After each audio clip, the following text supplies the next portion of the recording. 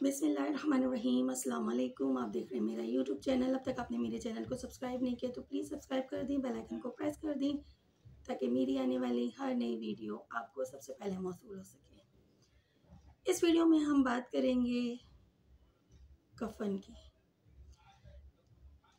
कफ़न क्या होता है, मुसलमान मर्द और औरत के कफ़न में क्या फ़र्क है, कितने कपड़ों का होता है कफ़न, और कफ़न देने का मसनून तरीका क्या है। मुसलमानों में फौत होने वाले शख्स को गुस्ल देने के बाद सफ़ेद रंग की चादरें ख़ास अंदाज में लपेटी जाती हैं। इसी को कफ़न कहते हैं। कफ़न के मायने मैयत को पहनाने के लिए बग़ैर सिले हुए कपड़े, जिसे मुख्तलिफ़ ज़बान में ग्रेव क्लॉथ्स, वाइंडिंग शीट्स, शरूट्स कहा जाता है। ये बग़ैर सिले हुए कपड़े हर मज़हब में उसके रिवाज और कायदे के मुताबिक होते हैं। यानी हर कौम, हर मज़हब का कफ़न मुख्तलिफ होता है। मुसलमानों में कफ़न ख़ास किस्म की सफ़ेद चादरें होती हैं। मुसलमानों में मर्द के लिए 3 और औरत के लिए 5 कपड़े होते हैं कफ़न में। सबसे पहले बात करते हैं हम मर्द के कफ़न की। इसमें 3 कपड़े होते हैं, एक लिफाफा, दूसरा अज़ारबंद, तीसरा कमीज़। इसी तरह औरत के लिए मज़कूरा 3 के अलावा 2 मज़ीद चादरें होती हैं।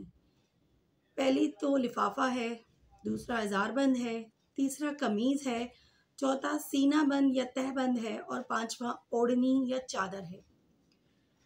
मर्द और औरत के कफ़न की तफसील कुछ इस तरह से है कि जो 5 और 3 कपड़े हैं ये किस तरह से रखे जाते हैं या इनकी क्या अहमियत है। लिफाफा वो चादर मैयत के कद से इतनी बड़ी हो कि दोनों तरफ से बांधी जा सके, यानी वो इतनी छोटी ना हो कि उसमें मैयत पूरी ना आए और इतनी ज़्यादा बड़ी भी ना हो कि मैयत पूरी आने के बावजूद वो बच जाए। नंबर 2, अज़ारबंद सर की चोटी से पाँव तक होगी। ये चादर लिफाफे से छोटी होती है लेकिन लिफाफे के दोनों तरफ से बांधने के लिए ज़ायद मतलूब होती है। नंबर 3, कमीज़, जिसको कफनी भी कहते हैं, कंधे से घुटने के नीचे तक होती है। ये आगे और पीछे दोनों तरफ से बराबर होती है। इसमें आस्तीन और चाक नहीं होती। नंबर 4, ओढ़नी 3 हाथ यानी 1.5 गज की होती है ये ख़वातीन के लिए। नंबर 5, सीना बंद या तहबंद, छाती से नाफ तक होगी, बेहतर है कि रान तक हो।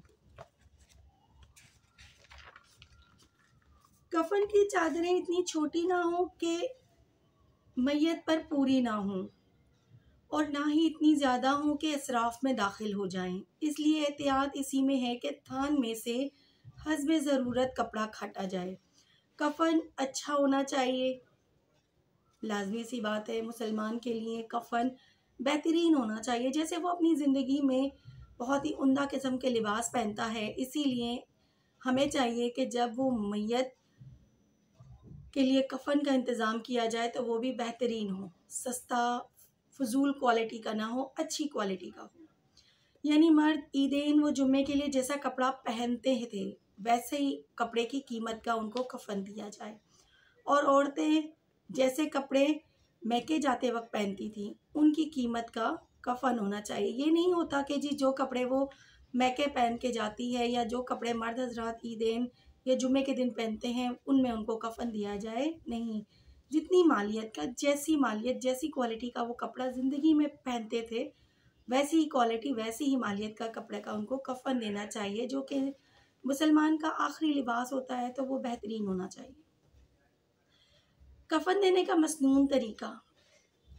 कफन देने का मसनून तरीका ये है कि गुस्ल देने के बाद आहिस्ता से जिस्म को किसी पाक कपड़े से साफ़ किया जाए, यानी उसको पोंछ लिया जाए ताकि कफन गीला ना हो।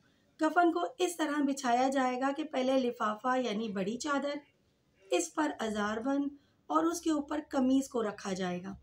इसके बाद मैयत को इन चारों पर सीधा लिटा दिया जाएगा, इन चादरों पर सीधा लिटा दिया जाएगा और कफनी को सर से गुजार कर पहनाया जाएगा।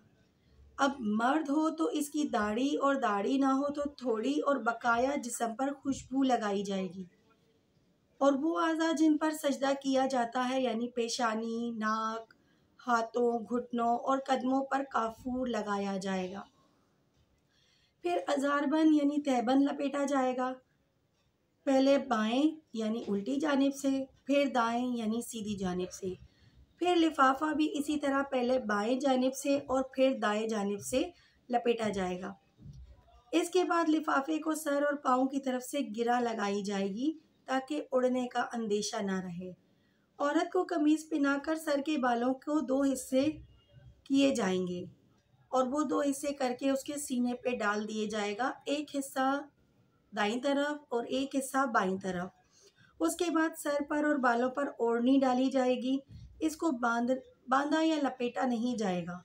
इसके बाद अजारबंद लपेटा जाएगा और सीना बंद यानी तह बंद बांध कर चादर लपेटी जाएगी। ये है मुसलमान मर्द औरत की मैयत को कफन देने का मसनून तरीका। अल्लाह पाक से दुआ है कि अल्लाह पाक तमाम मुसलमानों को बेहतरीन किस्म का कफन नसीब करे। जैसे कि हम अपनी ज़िंदगी में आला और बेहतरीन क्वालिटी का कपड़ा इस्तेमाल करते हैं पहनने के लिए, इसी तरह हमें मरने के बाद बेहतरीन किस्म का कफन नसीब हो। आमीन। अपनी ख़ास दुआओं में मुझे भी याद रखिएगा। अल्लाह।